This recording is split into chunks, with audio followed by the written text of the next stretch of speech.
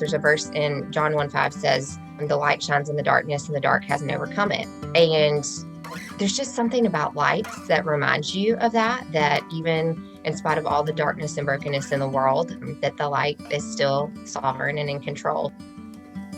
When you are 7.5 and you are facing the end of your earthly life, you are not a typical 7-year-old. And so she is an old soul in the sense that I think she understands life a lot more than most of us do. My husband is Hugh. My daughters are Allie and Bailey Grace, who is in heaven, and my son James. Allie and her twin sister, who died in July of 2019, have a disease called HECW2. There is not a lot known about it. It is not a hereditary disease. It's called a de novo mutation.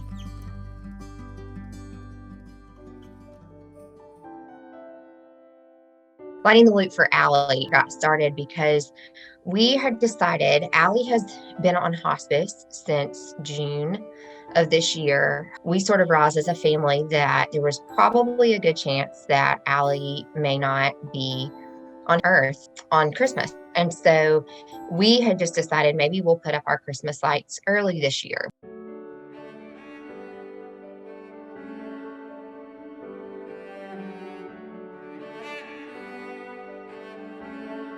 Slowly, it sort of trickled through the entire neighborhood that, hey, this is happening. And other neighbors started putting up lights.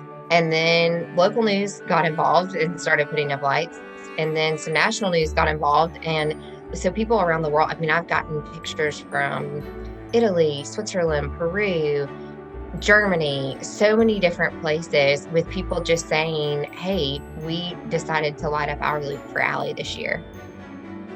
I think for her, even though she can't express it, she's never been able to talk, she's never been able to walk, but she is very interactive in her eyes, and she can wave and she can hug, and she is just the most loving little being. And I think for her to know that she's left this legacy of reminding people that the light always overcomes the dark, what more could you want? And I mean, to be, 7.5 years old, and to have already had an impact and an influence on this world in ways that some people aren't able to make in 80, 90 years is just a grace of God and such an incredible gift.